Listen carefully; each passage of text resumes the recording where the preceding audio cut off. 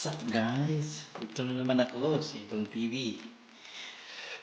Pupunta na ako ng bukid, mag-aararo na ako.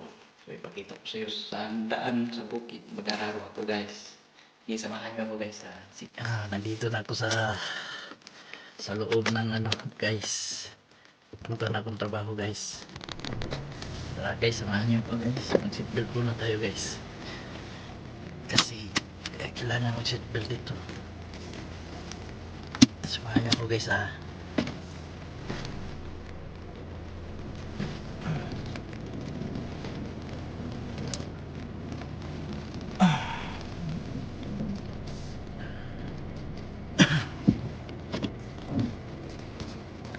Punta na akong bukid guys. Mag-araro na ako guys.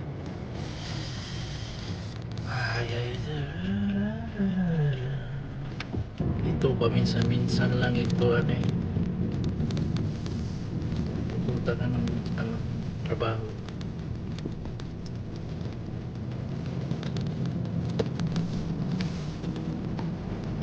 Palitan mo ngayon bunti. Nag-oras na ngayon dito 7:53 ang oras dito.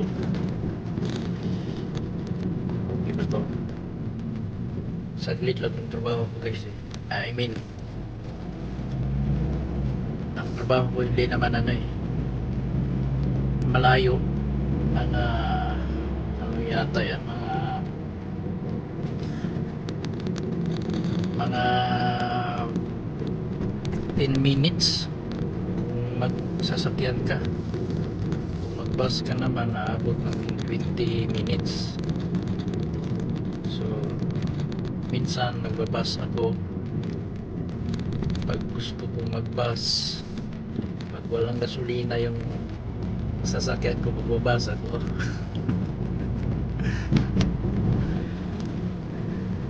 Tapos dito, ito winter I mean summer dito ngayon so yung mga kapaligiran may mga bulaklak ganun kahoy. Pag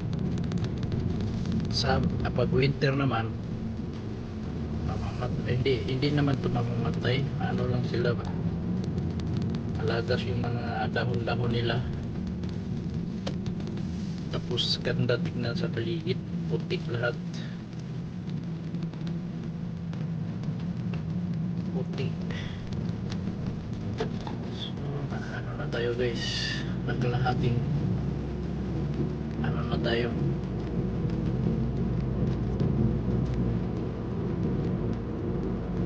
Hati na tayo daan patungo sa Paruroonan. First time ko mag-live yung ganito lagi napala ng mukha to guys. Winter dito maraming snow. Tapos yung mga sasakyan ang dami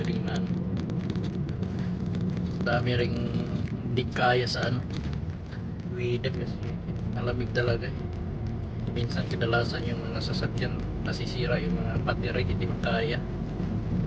Dati may Volvo ako dati, hindi kinaya yung winter.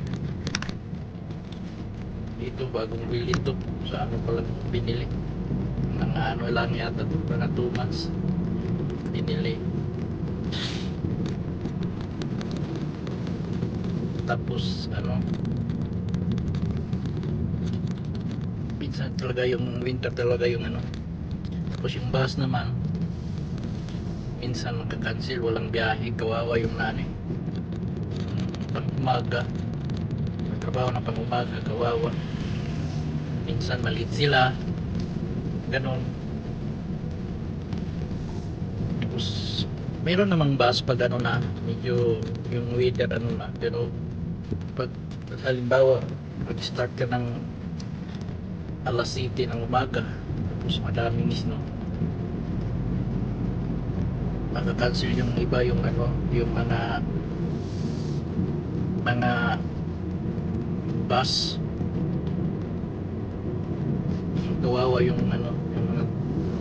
rin nagtatrabaho ng pang-umaga. Pero minsan lang naman marami namang mga bus na sasakip sa mga passenger na halimbawa nalit, pero ano na, malit na sila. Tapos yung ipagpaalam lang nila sa amo nila na malit sila, so maintindihan ng amo yun kasi winter eh, daming snow, malit sila. Minsan nga dati sa trabaho ko naliit ako, pero minsan na lang naman, hindi naman araw-araw. Baka ba ano tayo, araw-arawin natin yan malit, baka ba wala na tayong araro dyan.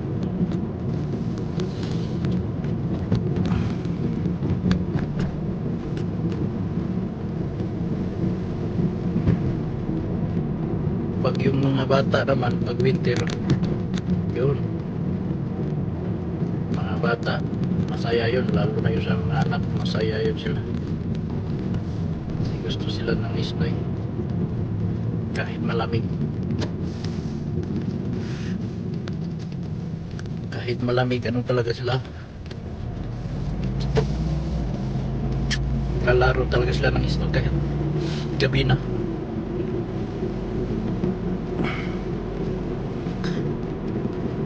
Maganda naman pag may snow na, maganda naman eh, kasi lahat ng mga surrounding dito sa ano, grabe, yung kulay putik talaga.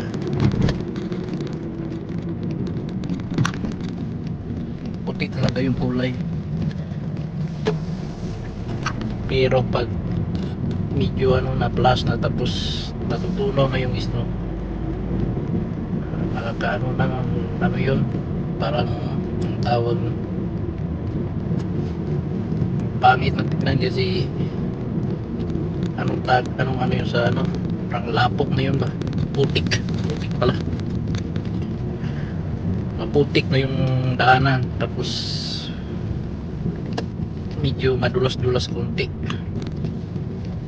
So maraming yung aksidente, mga ganyan, mga weather, lalo na pag -0, yan yung ano, yan yung hirap na. Daan hindi naman dati, ano nga dati, natakot ako dati sa ano, mga snow, mga ganyan.